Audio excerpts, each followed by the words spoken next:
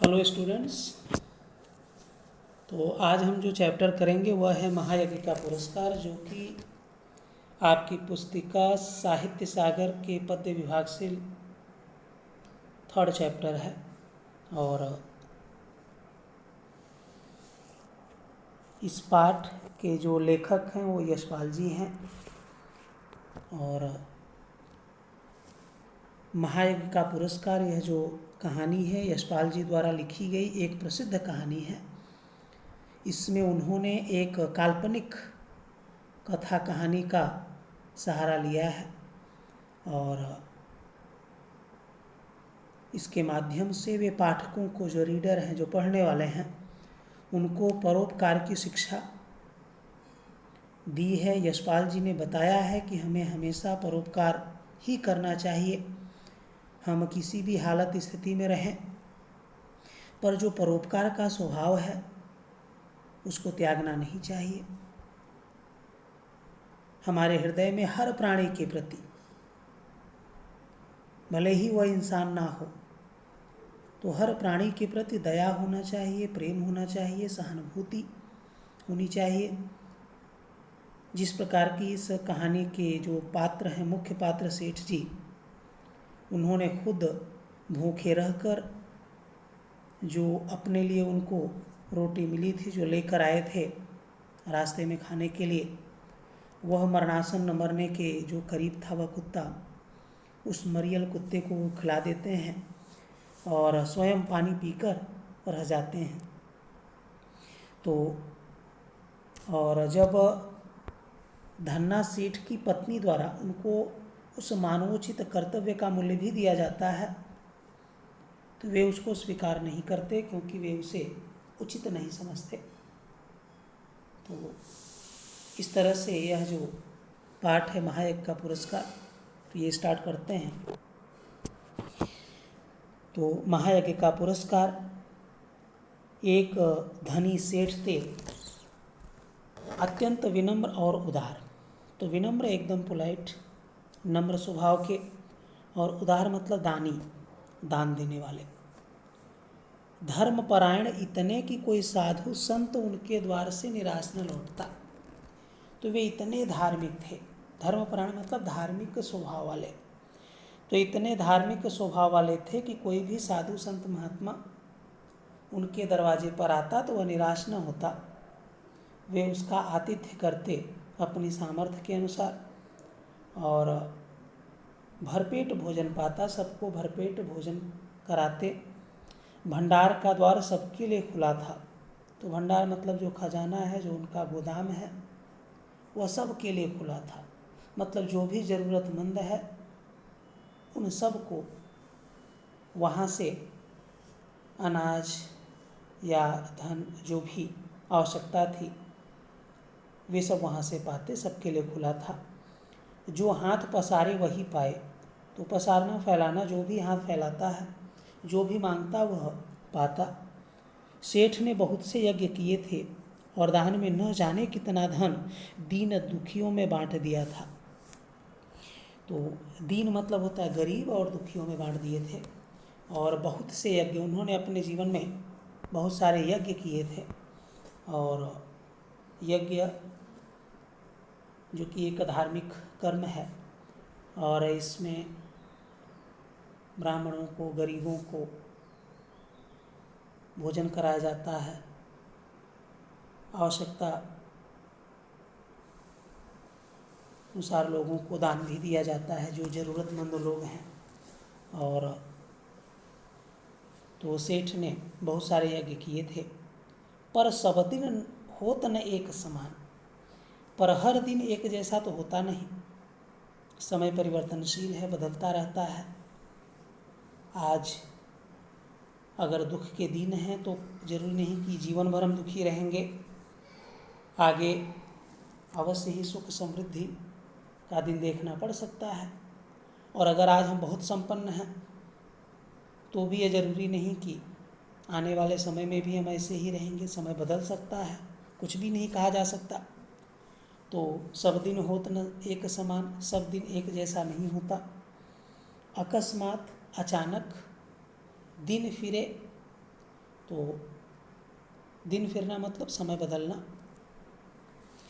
तो समय बदला और सेठ को गरीबी का मुंह देखना पड़ा। तो वह सेठ जो कि सबको दान दिया करता था, यज्ञ किया करता था, भरपेट भोजन कराता था, जिसका भंडार सबके लिए खुला था, उसको गरीबी का मुंह देखना पड़ा, मुंह देखना सामना करना पड़ा। संगी साथियों ने मुंह फेर लिया, जो भी उसके सगे संबंधी थे सब ने मुंह फेरना, नाता रिश्ता तोड़ लेना, दूर हो जाना।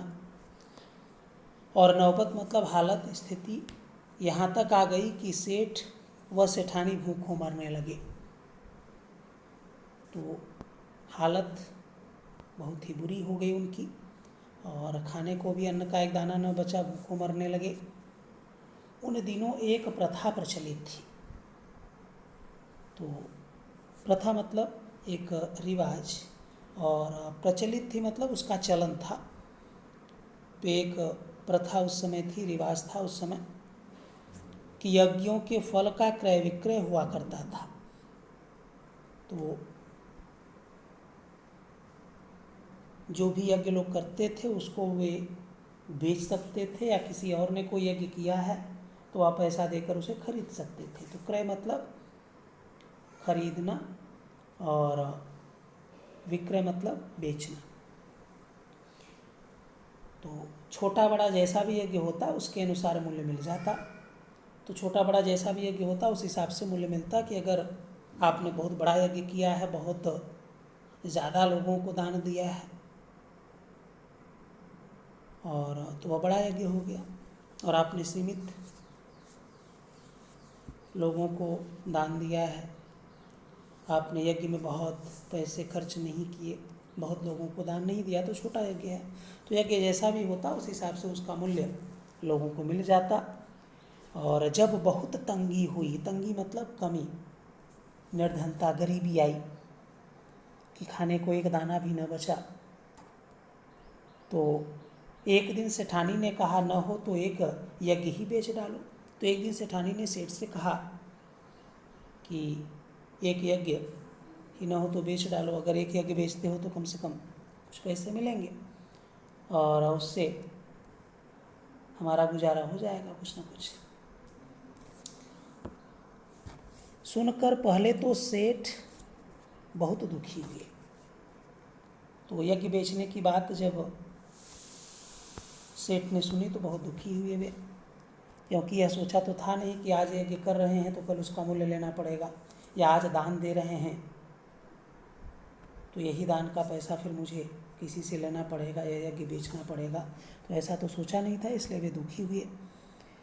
पर बाद में अपनी तंगी का, अपनी निर्धनता का विचार कर यज्ञ बेचने के लिए तैयार हो जाते हैं। तैयार हो गए, और सेठ के यहाँ से 10-12 कोस की दूरी पर कुंदनपुर नाम का एक नगर था।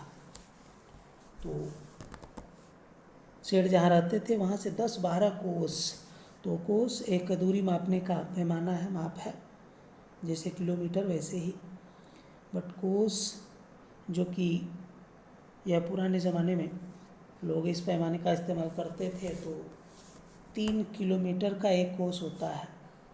तो 10-12 कोस मतलब 30 या फिर 36 किलोमीटर की दूरी पर, 10-12 कोस की दूरी पर कुंदनपुर नाम का एक नगर था, और जिसमें एक बहुत बड़े सेठ रहते थे। लोग उन्हें धन्ना सेठ कहते थे।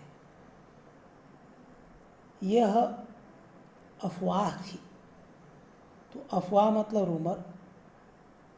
तो यह अफवाह थी कि मतलब उड़ती खबर लोगों द्वारा, कि उनकी सेठानी को, किसकी सेठानी को, धन्ना सेठ की पत्नी को कोई दैवी शक्ति प्राप्त है, दैवी शक्ति, देवताओं जैसी शक्ति उनके पास है, जिससे वह तीनों लोगों की बात जान लेती है, वर्तमान, भूत, भविष्य और आकाश लोक, पाताल लोक और इस पृथ्वी लोक। तो मतलब हर लोक की बातें, लोक मतलब होता है दुनिया, संसार की बातें वे जान लेती हैं। धन की उनके पास कोई कमी नहीं है। विपदाग्रस्त विपत्ति में फंसे हुए सेठ ने उन्हीं के हाथ एक यज्ञ बेचने का विचार किया। तो जो सेठ थे वे चूँकि विपत्ति में तो फंसे ही थे, तो उन्होंने विचार किया कि उनके हाथ ही एक यज्ञ बेच देते हैं। तो यहाँ पर जो पात्र हैं वे मुख्य रूप से 4 ही हैं, सेठ, सेठानी और धन्ना सेठ की पत्नी। तो जब भी इस पात्रों के बारे में लिखेंगे, चूँकि 2 सेठ हैं 2 सेठानी हैं, तो कन्फ्यूजन नहीं होना चाहिए।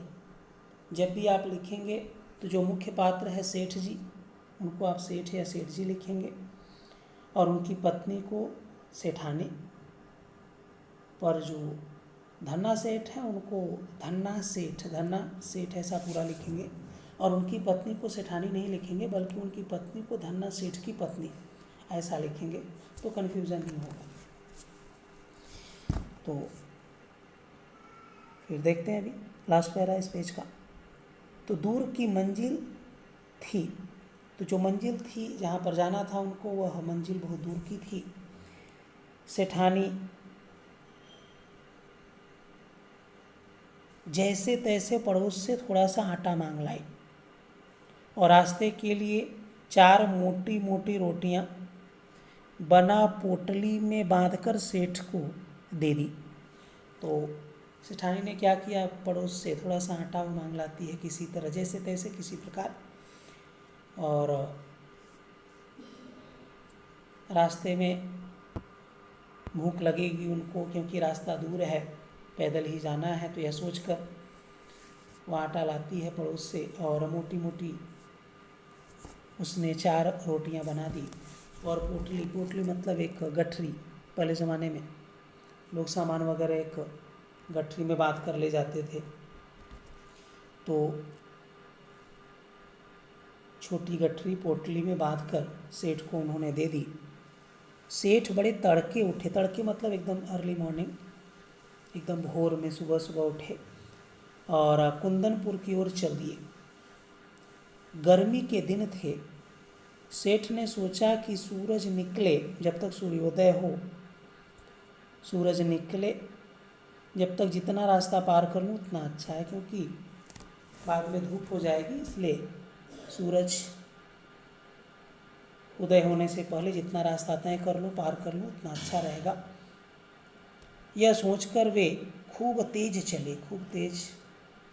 चले, लेकिन आधा रास्ता पार करते करते धूप में इतनी तेजी आ गई कि चलने में कष्ट होने लगा। तो आधा रास्ता उन्होंने पार किया और आधा रास्ता पार करते करते, मतलब सूरज निकल आया था, धूप तेज हो गई थी और चलने में तकलीफ होने लगी। पसीने से उनकी सारी देह मतलब पूरा शरीर लथपथ हो गई और भूख भी सताने लगी। तो इस तरह से लथपथ होना मतलब भीग जाना पूरी तरह, और उनको भूख भी लग गई थी और पसीने से पूरी तरह लथपथ हो गए थे।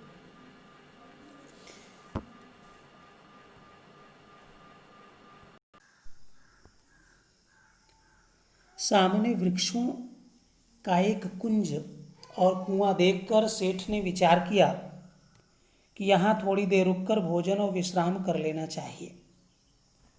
तो उन्होंने जो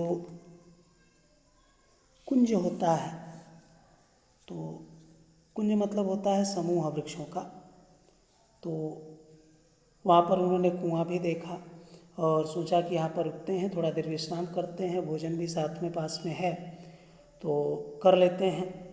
यह सोच वे उस कुंज की ओर बढ़े, उस बगीचे की तरफ, वृक्ष के उस झुंड की तरफ। पोटली से लोटा डोर निकालकर पानी खींचा। तो अपने उस छोटी सी गठरी पोटली में से लोटा, जिसमें पानी रखते हैं, और डोर मतलब एक पतली सी रस्सी निकाला और लोटे में बांधकर नीचे कुएं में छोड़ा और वहाँ से पानी खींचा, पानी निकाला। तो सब मिलाकर लोटे से, रस्सी की मदद से कुएं से पानी खींचा, निकाला और हाथ पैर धोए। उसके बाद 1 लोटा पानी लेकर एक पेड़ के नीचे आ बैठे और खाने के लिए रोटी निकाल कर तोड़ने ही वाले थे कि क्या देखते हैं, निकट पास ही कोई हाथ भर की दूरी पर, एक हाथ की दूरी पर एक कुत्ता पड़ा छटपटा रहा है। छटपटाना, तड़पना। बेचारे का पेट कमर से लगा था। तो जो कुत्ता है इतना दुर्बल था कि उसका पेट और कमर बिल्कुल एकदम चिपका हुआ था ऐसा। तो सेठ को रोटी खोलते देख वह बार बार गर्दन उठाता, पर दुर्बलता मतलब कमजोरी के कारण, कमजोरी की वजह से उसकी गर्दन गिर जाती थी, वह गर्दन उठा नहीं पाता था। और यह देख कर सेठ का हृदय दया से भर आया। बेचारे को कई दिन से खाना नहीं मिला दिखता है। तो उन्होंने सोचा कि इस बेचारे कुत्ते को ऐसा लगता है जैसे कई दिनों से कुछ खाने को नहीं मिला है, तभी तो यह हालत हो गई है, पेट कमर से जाकर चिपक गया है। सेठ ने एक रोटी उठाई और टुकड़े टुकड़े कर कुत्ते के सामने डाल दी, और कुत्ता जो कि भूखा तो था ही, धीरे धीरे सारी रोटी खा गया। अब उसके शरीर में थोड़ी जान आती दिखाई दी, थोड़ी हिम्मत आई, थोड़ी जान आई। वह मुंह उठाकर सेठ की ओर देखने लगा। अभी तक तो मुंह उठाता तो गर्दन, या मुंह न उठा पाता गिर जाता, पर अभी वो अपना मुंह उठाकर सेठ की ओर देखने लगा। उसकी आंखों में कृतज्ञता थी। तो कृतज्ञता मतलब उपकार मानने का भाव, कि अगर कोई मुझ पर एहसान करता है तो हम उसके एहसान को माने, तो वह जो भाव है वह कृतज्ञता है। तो उसकी आंखों से कृतज्ञता स्पष्ट झलक रही थी। सेठ ने सोचा कि एक रोटी अगर और खिला दूं इसको तो फिर चलने फिरने योग्य हो जाएगा। तो अगर एक रोटी और खिला देता हूं तो अवश्य ही यह चल फिर सकेगा। यह सोचकर सेठ ने एक और रोटी टुकड़े टुकड़े करके उसे खिला दी। 2 रोटियां खाने के बाद कुत्ते के शरीर में शक्ति आ गई और वह खिसकता खिसकता सेठ के समीप आ गया। तो इस तरह से वह कुत्ता जो कि 2 रोटी खा चुका था, उसके अंदर थोड़ी शक्ति आ गई थी और वह खिसकता हुआ सेठ के पास समीप आ गया। सेठ ने देखा कि अभी भी वह अच्छी तरह नहीं चल पा रहा है। आसपास कोई बस्ती भी नहीं दिखाई दे रही थी। सेठ ने सोचा कि एक रोटी अगर इसे और दे दूं तो फिर यह अच्छी तरह चल फिर सकेगा, और मेरा क्या है, जैसे 2 खाई वैसे 1, अर्थात मैं 1 रोटी भी खाऊंगा तो काम चल जाएगा, थोड़ी देर में कुंदनपुर तो पहुंच ही जाऊंगा। तो ऐसा सेठ ने सोचा उस कुत्ते को देखकर। सेठ ने तीसरी रोटी उठाई और कुत्ते को खिला दी। तो इस तरह से सेठ ने एक एक करके सब मिलाकर 3 रोटी उस कुत्ते को खिला दी।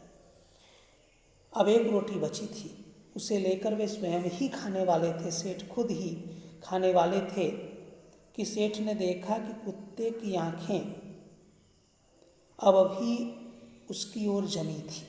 मतलब कुत्ता अभी भी सेठ की तरफ ही ध्यान लगाए देख रहा था, और उन आँखों में करुण याचना थी। तो उस कुत्ते की आँखों में करुण मतलब दयनीय, याचना मतलब विनती, प्रार्थना थी। तो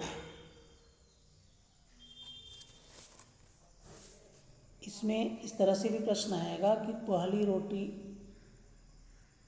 क्या सोचकर सेठ ने खिलाई, या फिर दूसरी रोटी खिलाते इसमें क्या सोचना है, तीसरी या चौथी। तो सब मिलाकर के ये आपको चारों रोटी खिलाते समय सेठ ने क्या सोचा या क्या सोचकर खिलाया, तो या फिर क्यों खिलाई चौथी रोटी, क्यों खिलाई तीसरी रोटी, क्या सोचकर, तो ये सब इस तरह से प्रश्न आएंगे। तो ये आपको 4 प्रश्न यहाँ से ये तैयार रखना है आपको। और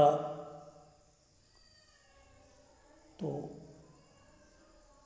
अब एक रोटी बची थी, उसे लेकर वह स्वयं खाने वाले थे कि सेठ ने देखा कि कुत्ते की आंखें अभी भी उनकी ओर जमी हैं, उन आँखों में करुण याचना है और एक दयनीय दुख भरी प्रार्थना है उसकी आँखों में, कि जैसे वह प्रार्थना कर रहा हो और कुछ खाने की मांगने की। सहसा अचानक सेठ के मुंह से निकला कि हाय, बेचारा न जाने कितने दिनों से भूखा है। उनके मन में आया कि मेरा काम तो पानी से भी चल सकता है, पर इस बेचारे मूक और बेबस जीव को, मूक मतलब जो ना बोल सके, जो गूंगा हो, और बेबस जो लाचार है, मजबूर है, ऐसे जीव को एक रोटी अगर और मिल जाए तो निश्चय ही इसमें इतनी ताकत आ जाएगी कि किसी बस्ती तक पहुंच सकेगा। तो बस्ती मतलब आबादी, किसी गांव तक पहुंच सकेगा। तो यह उन्होंने सोचा चौथी रोटी खिलाने से पहले कि बेचारा कितने दिनों से भूखा है, मेरा काम तो पानी पीकर भी चल जाएगा, पर यह चूँकि कुछ बोल तो सकता नहीं, मूक है, बेबस, लाचार, मजबूर है, अगर इसको एक रोटी और मिल जाए तो निश्चय रूप से यह इतनी ताकत इसमें आ जाएगी कि यह किसी बस्ती तक, किसी गांव तक पहुंच जाएगा, फिर इसके प्राण बच जाएंगे। क्योंकि यहाँ जंगल में तो इसको कोई रोटी देने आएगा नहीं, पर हाँ बस्ती में रहेगा तो लोग अवश्य ही इसको कुछ न कुछ खिला देंगे, तो इसके प्राणों की रक्षा हो जाएगी। तो सेठ ने अधिक सोच विचार नहीं किया इस बात को लेकर कि चौथी रोटी खिलाएं कि न खिलाएं, तो अधिक सोच विचार नहीं किया और अंतिम रोटी भी कुत्ते को खिला दी और स्वयं खुद एक लोटा जल पीकर थोड़ा विश्राम आराम करके अपना रास्ता पकड़ा। तो इस तरह से वे केवल थोड़ा सा जल पीते हैं, थोड़ी देर आराम करते हैं, क्योंकि दोपहर का समय था, उस समय धूप में तेजी आ गई थी। तो जब हल्की कमज़ोर हुई धूप तो वे थोड़ा सा विश्राम करके अपना रास्ता पकड़ा, मतलब अपने रास्ते पर चल पड़े। फिर दिया जले सेठ कुंदनपुर पहुँचे। तो दिया जले मतलब जैसे ही शाम होते होते वे कुंदनपुर पहुँचते हैं और सेठ हवेली पर पहुँचे तो धन्ना सेठ ने उठकर उनका स्वागत किया। पूछा, कहो सेठ, कैसे आना हुआ? तो जब कुंदनपुर पहुँचते हैं शाम तक, दिया जले, जब शाम होते ही लोगों के घर में दिए जल जाते हैं, तो इसलिए यहाँ पर दिया जले दिया गया है। तो दिया जले मतलब शाम को सेठ कुंदनपुर पहुँचते हैं और जब धन्ना सेठ की हवेली में पहुँचते हैं तो धन्ना सेठ उनको देखते हैं और उठकर उनका रिस्पेक्ट करते हुए उनका स्वागत करते हैं और पूछते हैं कि कहिए कैसे आना हुआ? सेठ ने कहा कि संकट में हूँ, एक यज्ञ बेचने, मतलब आपके हाथ बेचने आया हूँ, मतलब मैं संकट में हूँ, मुश्किल में हूँ और ऐसी स्थिति में मैं अपना एक यज्ञ आपके हाथ बेचना चाहता हूँ। इतने में धन्ना सेठ की पत्नी ने आकर सेठ को प्रणाम किया और बोली कि सेठ जी, यज्ञ खरीदने के लिए तो हम तैयार हैं, पर आपको अपना यज्ञ बेचना, आपको अपना महायज्ञ बेचना होगा। तो तभी वहाँ पर धन्ना सेठ की पत्नी पहुँचती है, वह भी सेठ को प्रणाम करती है और सेठ से कहती है कि अवश्य ही आप यज्ञ बेचने आए हैं तो हम आपका यज्ञ खरीदेंगे, हम तैयार हैं खरीदने को, पर आप अगर अपना महायज्ञ बेचोगे तो हम खरीदेंगे। महायज्ञ? सेठ को आश्चर्य हुआ कि यह महायज्ञ कैसा? तो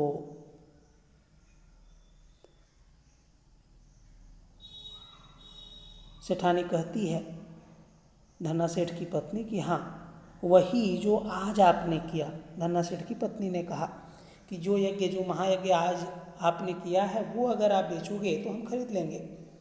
सेठ बड़े आश्चर्य में पड़े कि महायज्ञ, और आज? वे समझे कि उनका मजाक उड़ाया जा रहा है, क्योंकि उन्होंने आज तो कोई यज्ञ किया नहीं, और यहाँ पर सेठानी बोल रही है कि आज जो आपने यज्ञ किया महायज्ञ, वो अगर बेचो तो हम खरीद लेंगे। तो इस तरह से उनको ऐसा लगता है कि जैसे उनका मजाक उड़ाया जा रहा है।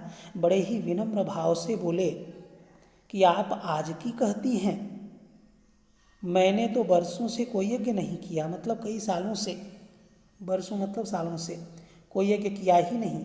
मेरी स्थिति ही ऐसी नहीं थी, मतलब मेरी स्थिति, मेरी जो फाइनेंशियल कंडीशन है, जो आर्थिक स्थिति है, वह ऐसी नहीं कि मैं यज्ञ कर सकूं। इस स्थिति में नहीं मैं। धन्ना सेठ की पत्नी ने गंभीर भाव से कहा, एकदम गंभीरता से, सीरियस होकर, कि नहीं सेठ, आज आपने भारी यज्ञ किया है, महायज्ञ, उसे बेचोगे तो हम खरीद लेंगे, नहीं तो नहीं। तो सेठ जो कि विस्मित विमूढ़ हो गए। तो विस्मित विमूढ़ होना मतलब कि एकदम हैरान होना, कि वे समझ ही नहीं पा रहे थे कि ये क्या हो रहा है। उन्हें निश्चय हो गया कि इन लोगों को यज्ञ खरीदना ही नहीं है, इसलिए ऐसी बातें की जा रही हैं कि ये लोग मेरा यज्ञ नहीं खरीदना चाहते, इसलिए इस तरह की बातें कर रहे हैं। क्या सोचते हो सेठ, बोलो, राजी हो? राजी मतलब कि सहमत हो, तैयार हो आज का यज्ञ बेचने के लिए? अगर हो तो बोलो। धन्ना सेठ की पत्नी ने ऐसा सेठ से पूछा। तो सेठ ने खिन्न होकर कहा, खिन्न मतलब दुखी, उदास होकर, कि सेठानी जी, हंसी छोड़िए, हंसी मजाक छोड़िए, काम की बात कीजिए। बरसों से मैंने यज्ञ नहीं किया और आप आज की कहती हैं, मतलब मैंने कई सालों से कोई यज्ञ नहीं किया और आप कहती हैं कि आज मैंने यज्ञ किया, उसे मैं बेचूं तो आप खरीदोगी। तो इस तरह का मजाक मत कीजिए, हंसी मत कीजिए। तो ऐसा उदास होकर सेठ ने सेठानी से कहा, धन्ना सेठ की पत्नी से कहा। सेठानी ने समझाया, सेठानी धन्ना सेठ की पत्नी ने, कि आज रास्ते में स्वयं खुद न खाकर 4 रोटियां भूखे कुत्ते को खिला दी, यह महायज्ञ नहीं तो और क्या है। कि आपने 4 रोटी जो खुद खाने के लिए लाए थे, वो खुद न खा करके वह भूखे कुत्ते को खिला दी, तो यही महायज्ञ है, इसे ही महायज्ञ कहेंगे। यह महायज्ञ नहीं तो और क्या है। और महायज्ञ की परिभाषा भी सेठानी धन्ना सेठ की पत्नी बताती हैं। तो उसकी परिभाषा क्या बताया उन्होंने, कि यज्ञ कमाने की इच्छा से, कि मैंने इतना यज्ञ किया, मैंने इतने लोगों को दान किया, यश नाम कमाने के लिए, यज्ञ कमाने के लिए, यज्ञ कमाने की इच्छा से धन दौलत लुटाकर किया गया जो यज्ञ है, वह सच्चा यज्ञ नहीं है। निस्वार्थ भाव से, निस्वार्थ जिसमें कोई स्वार्थ ना हो, इस भाव से किया गया कर्म ही सच्चा यज्ञ, महायज्ञ है। तो अगर आप बिना किसी स्वार्थ भाव से, निस्वार्थ भाव से अगर कोई भी कर्म, कोई भी काम करते हैं, तो वही सच्चा यज्ञ है, उसे हम महायज्ञ कह सकते हैं। पर अगर उसके पीछे हमारा स्वार्थ हो, यज्ञ कमाने की इच्छा हो, नाम कमाने की इच्छा हो, अपने आप को दानवीर, दानी कहलाने का विचार उसके पीछे हो, तो अगर ऐसा कुछ यज्ञ है तो वह सच्चा यज्ञ नहीं है। अगर आप यज्ञ नहीं भी करेंगे पर बिना किसी स्वार्थ के अगर कोई कर्म करते हैं, तो वह सच्चा यज्ञ और महायज्ञ के समान है। तो ऐसा सेठानी ने बताया और यह भी कहा कि क्या आप इसे बेचने के लिए तैयार हैं। तो सेठ मानो आसमान से गिरे। तो आसमान से गिरना मतलब यहाँ पर उनको जो सच्चाई है, जो वास्तविकता है, अभी उनको पता चली।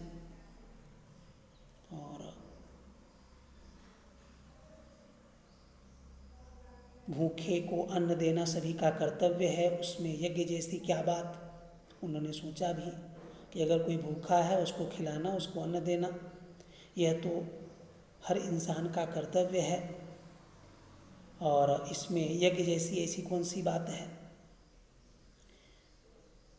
क्या विचार है सेठ जी, यह यज्ञ बेचना है कि नहीं, सेठानी ने पूछा। तो सेठानी पूछती हैं कि क्या हुआ, यज्ञ बेचोगे या नहीं, क्या विचार किया आपने। सेठ ने कोई उत्तर नहीं दिया, चुपचाप पोटली उठाई और हवेली से बाहर चले आए। उन्हें मानवोचित कर्तव्य का मूल्य लेना उचित न लगा। अब चूंकि भूखों को अन्न देना यह मानव का उचित कर्तव्य है, और इस मानवोचित मतलब जो मनुष्य के लिए उचित हो, तो इस मानवोचित कर्तव्य का मूल्य लेना, दाम लेना उन्हें उचित ठीक न लगा, और इस तरह से वे कुछ नहीं बोले, चुपचाप बस पोटली उठाई और हवेली के बाहर चले गए, निकल गए। कुंदनपुर की धर्मशाला के चबूतरे पर भूखे पेट जैसे तैसे रात बिताकर पौ फटे वहाँ से चलकर अगले दिन शाम को सेठ अपने घर आ पहुँचे। तो कुंदनपुर की धर्मशाला, तो जो धर्मशाला होती है वह यात्रियों के निःशुल्क ठहरने का भवन, हॉल टाइप का जगह जगह बना होता था। पहले जो धनी लोग थे, संपन्न लोग थे, या जो राजा लोग थे, वे सब बनवा कर रखते थे कि अगर दूर दराज से कोई आएगा नगर में तो रात ठहरेगा कहाँ पर, तो क्योंकि पहले होटल वगैरह की व्यवस्था तो थी नहीं, तो इस तरह से जगह जगह धर्मशालाएँ बनाई जाती थी। तो यह सब परोपकार वाले कार्य लोग किया करते थे, जो संपन्न लोग रहा करते थे उस समय।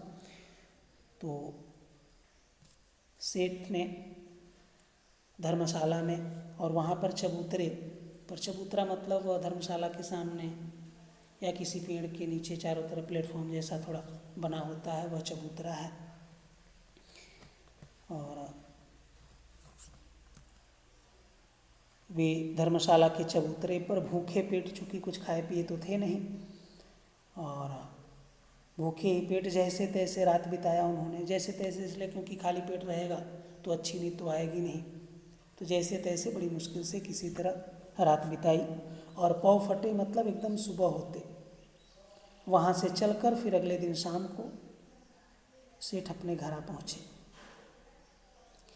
सेठानी बड़ी बड़ी आशाएं लगाए बैठी थी, बड़ी आशा, बड़ी उम्मीद थी कि सेठ आएंगे, यज्ञ बेचकर पैसे लाएंगे, गरीबी तंगी दूर होगी। सेठ को खाली हाथ वापस आया देख आशंका से कांप उठी, बोली क्यों धन्ना सेठ नहीं मिले। तो सेठानी ने देखा कि सेठ खाली हाथ वापस चले आ रहे हैं, और आशंका मतलब शंका, संदेह से वह कांप उठती है। अब शंका किस बात का, कहीं ऐसा तो नहीं कि सेठ मिले नहीं, और ये भी शंका हो सकती है कि ऐसा ना हो कि यज्ञ बेचा हो, पैसे मिले हों, रास्ते में किसी ने लूट लिया हो, खाली हाथ वापस आ रहे हैं। तो इस तरह की कई आशंकाएं उनके मन में आई, और प्रश्न किया कि क्यों धन्ना सेठ नहीं मिले। सेठ ने आद्योपांत सारी कथा सुनाई। तो आद्योपांत मतलब शुरू से अंत तक, प्रारंभ से अंत तक सारी कथा, सारी बात बता दी, सुना दी कि किस तरह रास्ते में उन्होंने जो 4 रोटियां थी उस मरियल कुत्ते को खिला दी, और वहाँ पर पहुँचे तो महायज्ञ बेचने की बात हुई। उस मानवोचित कर्तव्य का मूल्य लेने की बात हुई, पर मैंने स्वीकार नहीं किया और इस वजह से खाली हाथ आ गया। तो ये सारी कथा, सारी बात उन्होंने सेठानी को बताई। सुनकर सेठानी की सारी वेदना जाने कहाँ विलीन हो गई। वेदना मतलब कष्ट, तकलीफ, विलीन होना, गायब होना। हृदय उल्लसित हो उठा। उल्लसित मतलब प्रसन्न हो उठा। विपत्ति में भी सेठ ने धर्म नहीं छोड़ा। धर्म मतलब कर्तव्य, अपनी ड्यूटी। तो विपत्ति के समय में भी सेठ जी ने अपना कर्तव्य निभाया, जो मानवोचित कर्तव्य होता है, अपना धर्म नहीं छोड़ा। धन्य है मेरे पति। तो धन्य मतलब यहाँ पर महान से संबंधित है कि मेरे पति कितने महान हैं, कितने श्रेष्ठ हैं। सेठ के चरणों की रज मस्तक लगाते हुए बोली कि धीरज रखें, भगवान सब भला करेंगे। तो अपने पति सेठ के चरणों की रज मतलब धूल अपने मस्तक पर लगाया और कहा कि धीरज रखें, धीरज, धैर्य, पेशेंस रखें, भगवान सब भला करेंगे, अर्थात सारा कष्ट अवश्य ही दूर करेंगे। थोड़े दिन और सब्र करने की ज़रूरत है। रात का अंधकार फैलता जा रहा था, चूँकि शाम को वे घर लौटे थे और रात होने को थी, अंधेरा फैलता जा रहा था, बढ़ा जा रहा था। सेठानी जो कि उठकर दिया जलाने के लिए दालान में आई, तो दालान मतलब बरामदा, तो दिया जलाने के लिए वो दालान में आती है तो रास्ते में किसी चीज़ से उसको ठोकर लगती है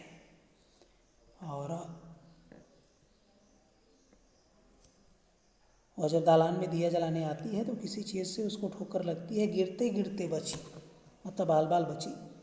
और फिर संभल कर अपने आप को संभली और आले तक पहुंची। आला मतलब कि दीवार में ताक, छोटी सी अलमारी टाइप की बनी होती थी पहले, कुछ सामान रखने के लिए, क्योंकि पहले के दीवार काफ़ी मोटे होते थे और उसमें काफ़ी जगह अलमारी वगैरह उसमें बन सकती थी। तो वही चीज़ यहाँ पर दिया कि आले में, जो कि दीवार में ही सामान रखने के लिए थोड़ा सा कुछ बना हुआ था। तो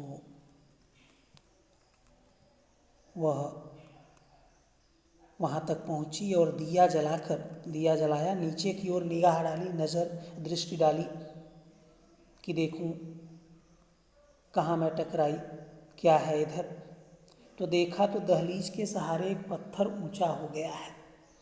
तो दहलीज मतलब चौखट, जहाँ पर गेट का जो एंट्री पार्ट होता है, तो बिल्कुल उसके सहारे मतलब बिल्कुल उससे चिपका हुआ उसके ही पास एक पत्थर ऊंचा हो गया था। मतलब एक पत्थर ऊंचा थोड़ा सा उठा हुआ दिखाई पड़ा उनको, और जिसके बीचों बीच एक लोहे का कुंदा लगा है।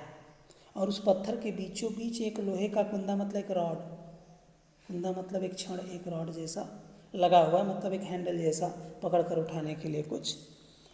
तो इसी कुंदे से उन्होंने ठोकर खाई थी। तो वह जो रॉड जो उठा हुआ था हैंडल की तरह, तो उसी से उन्होंने ठोकर खाई थी, जो बाल बाल बची गिरने से।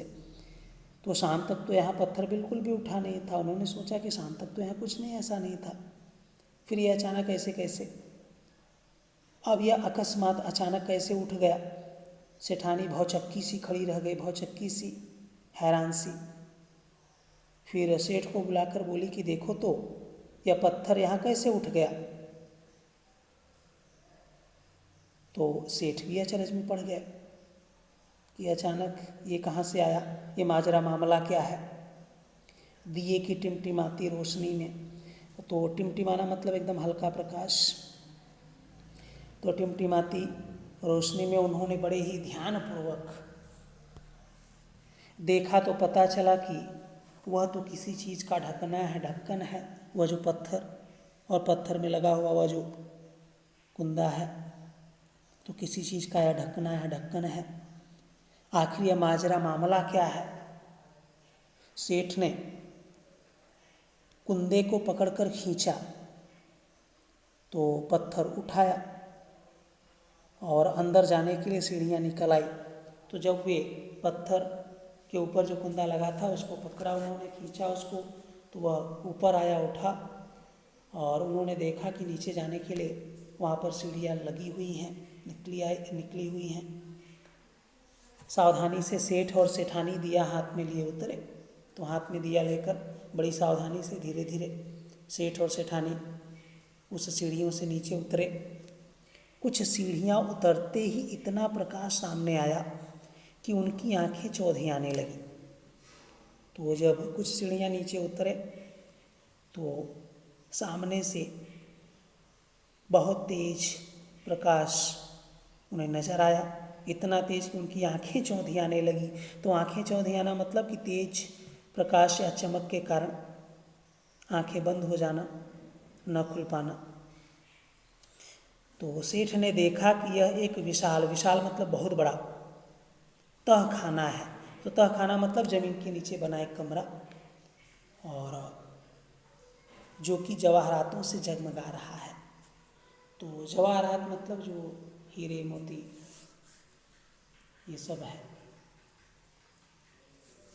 इन सब से एकदम जगमगा रहा है, चमक रहा है पूरा। देव मतलब ईश्वर या देवता की इस माया का रहस्य। तो माया मतलब भगवान की लीला, भगवान की लीला या जादू का जो रहस्य है, जो मिस्ट्री है, वह उनकी समझ में नहीं आई कि आखिर ये है क्या और कैसे। दोनों निस्तब्ध मतलब एकदम स्थिर, निश्चेष्ट, जिसमें कोई हलचल, कोई वाइब्रेशन, हिलना डुलना ना हो, तो वह होता है एकदम निस्तब्ध खड़े थे। और तभी अदृश्य जो दिखाई ना दे पर स्पष्ट स्वर उन्हें सुनाई दिया। तो वह उन्हें स्वर सुनाई पड़ा पर कोई दिखाई नहीं पड़ रहा था, बस केवल आवाज़ सुनाई पड़ी कि ओ सेठ, स्वयं खुद भूखे रहकर अपना कर्तव्य मानकर, अपनी जिम्मेदारी, अपनी ड्यूटी मानकर प्रसन्न प्रसन्न रहकर, एकदम प्रसन्न मन से तुमने मरणासन्न कुत्ते को 4 रोटियां खिलाकर उसकी जान बचाई। उस महायज्ञ का यह पुरस्कार है। तो वह जो अदृश्य पर जो स्पष्ट स्वर सुनाई पड़ा, वो आपको याद रखना है, क्वेश्चन में आ सकता है, आएगा भी। तो वो आपको सेम टू सेम लिखना है कि कौन सा स्वर उन्हें सुनाई पड़ा, अदृश्य और स्पष्ट। तो क्या सुनाई पड़ा कि सेठ, तुमने खुद भूखे रहकर अपना कर्तव्य मानकर और उदास मन से नहीं बल्कि एकदम प्रसन्न चित्त मन से, अपनी स्वेच्छा, अपनी इच्छा से तुमने उस मरते हुए कुत्ते को 4 रोटियां खिलाई, उसकी जान बचाई। तो यह जो तहखाने में यह सब जवाहरातों से भरा हुआ यह तहखाना है, हीरे मोतियों से, सोने चांदी से, तो यह जो पूरा तहखाना है, यह उसी महायज्ञ का पुरस्कार है। सेठ और सेठानी इस दिव्य वाणी को सुनकर कृत हुए। तो सेठ ने यह जो दिव्य वाणी मतलब देवताओं जैसी, या देवता की इस वाणी को उन्होंने सुना और यह सुनकर कृत हो गए। कृत मतलब धन्य होना, अपने आप को धन्य समझे, अपने आप को बहुत भाग्यशाली समझा, बहुत महान समझा उन्होंने अपने आप को। तो वहीं धरती पर माथा टेकना प्रणाम करना। तो धरती पर माथा टेक कर और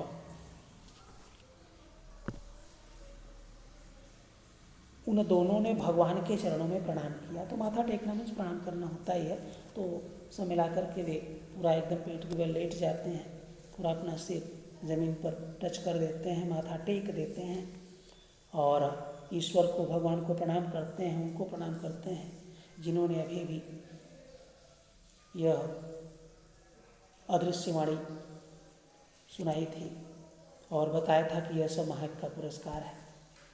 तो इस तरह से यह कहानी महायज्ञ का पुरस्कार संपन्न होता है और सेठ सेठानी को महायज्ञ का पुरस्कार मिलता है। और इस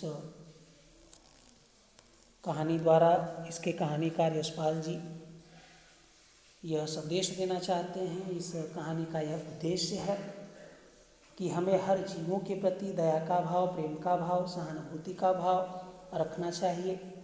हर स्थिति में जो मनुष्य का जो कर्तव्य है, जो मानवोचित कर्तव्य है, वह पूरा करना चाहिए, उससे विचलित नहीं होना चाहिए। तो इस तरह से यह संदेश यहाँ से मिलता है परोपकार का। ओके, धन्यवाद।